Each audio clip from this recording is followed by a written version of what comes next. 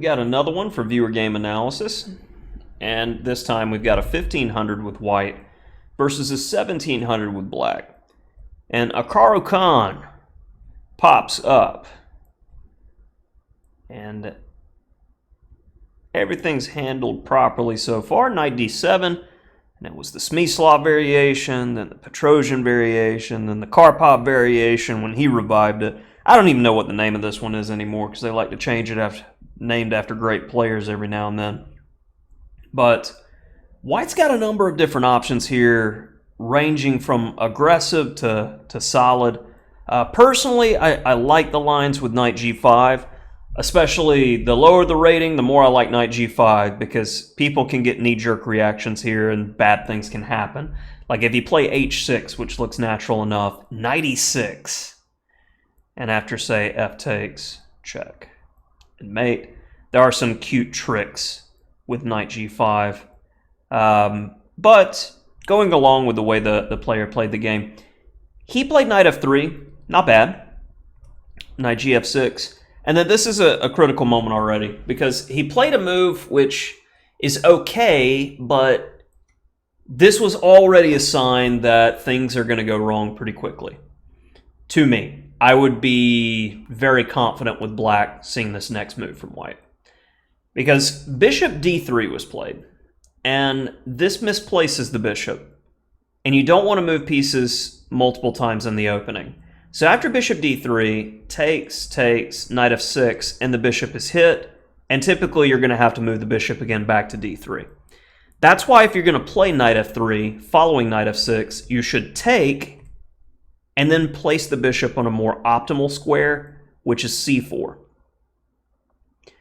And this prevents black from getting super easy and clean development, because after bishop g4, there are some tactical issues here, and I believe knight e5 is the best way to go, as bishop takes d1 is met by bishop takes f7, and I'm doing this with my human eyes without engine checking, and after something like bishop h5, it's the same kind of threat. So maybe I'm not missing anything there, but that's why the bishop wants to be on c4 instead of d3. So coming back to the main game, a major travesty occurs immediately here, though. Bishop d3, which should be played, was not played. Queen e2 was played, and you can check your engine in this position, and the engine already likes black by a wide margin, because it's an open position, and you should not be giving up the bishop pair. It's worth wasting the time, but you put yourself in a situation to waste it, and you got to eat it at this point. And I got to say, our 1700 with black played a clinic in how to play the Caro-Kann here from pretty much start to finish in this game. So slow and steady clap. Very impressive play by black. And he goes, you know what? Would you like an ending where my bishops are going to be better? No? Well, I insist on gaining time and kicking you around. I have the bishop pair.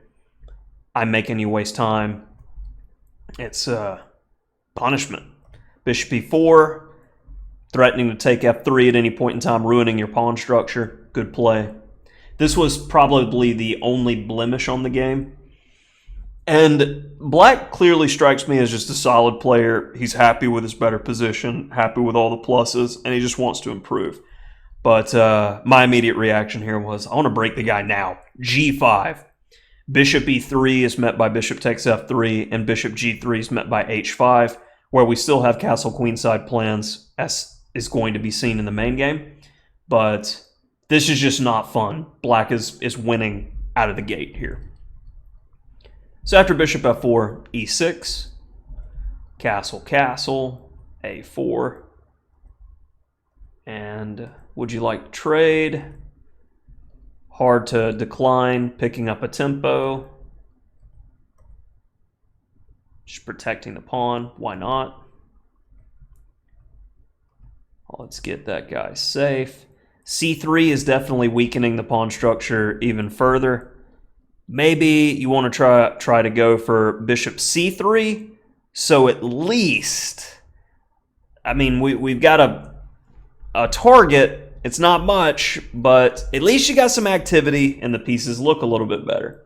But c3, notice the bishop on e1, notice the weak pawn on f3. Everything's really weak and it's hard to do anything.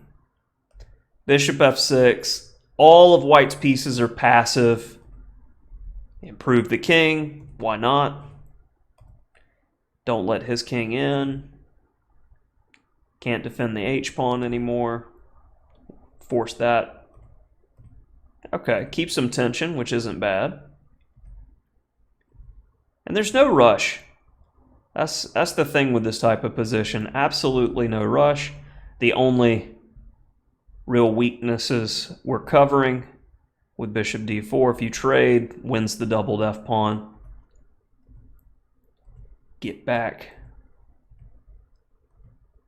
And one by one they begin to fall.